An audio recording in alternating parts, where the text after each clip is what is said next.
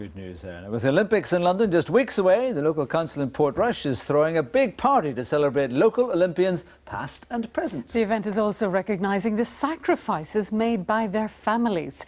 Sarah Travers is in Portrush for us tonight. Sarah. Yes, hello there, Donna and Noel, and you join me on a glorious evening here in Portrush. The old Arcadia, the famous old ballroom behind me, has seen many's a band over the decades, but tonight it's packed full of sporting families. As you said, it's a big pre-Olympic party, and I've snatched two of the guests out tonight to talk to us this evening. Former Olympian Emma Robinson. Now, Emma, our athletes at the moment are all training and trying to qualify, but you competed in Sydney and in Athens 2000 and 2004.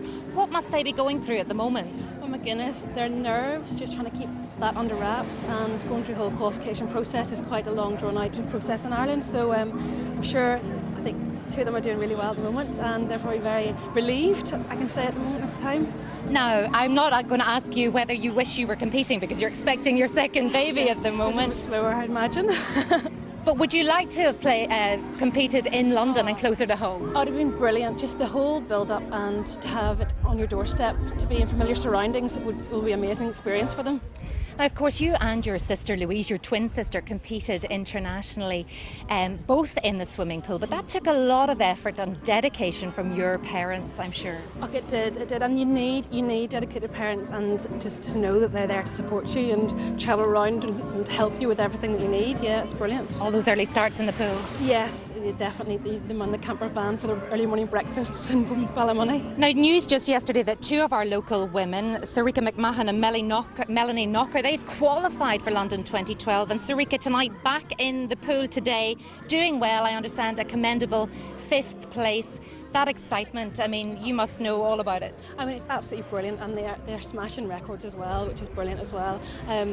I just wish her all the best in the final tonight. OK, well, let's bring in a very proud mum. This is Gillian Chambers, and some of our biggest medal hopefuls are her two sons, Peter and Richard. How are you feeling at the moment, Gillian?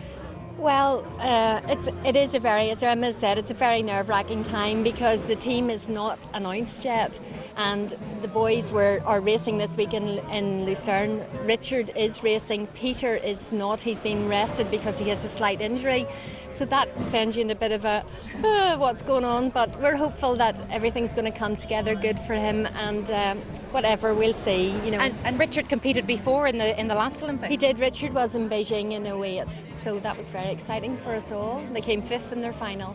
You must be so proud of your boys. I'm proud of them because they work hard, and yeah, I am proud of them because they work hard, they know how to work hard, and they get on with it. They're very determined guys. Yes. Well, good luck, and hopefully we'll be speaking to you again on their successes in London 2012. Well, there's plenty more to come on BBC Newsline Olympic-wise over the next few weeks, because every night next week we'll be bringing you a profile of one of the torchbearers carrying the Olympic flame when it arrives in Northern Ireland. That torch, let's take a look at the map, starts its journey on Sunday the 3rd of June. I'll be broadcasting throughout the day and here in Portrush that evening. It'll be carried in relay through more than 60 towns and villages, carried by over 400 volunteers. It travels for 5 days through every county, plus a trip across the border to Dublin, before it comes north again to travel through Belfast and eventually leaves Northern Ireland on Thursday, June the 7th. And as I said, I'll be covering it every step of the way. But for now, from Portrush, it's back to you two in the studio, and we're going to join the party. Beautiful evening there in wonderful, Portrush. Angie's here in a few minutes.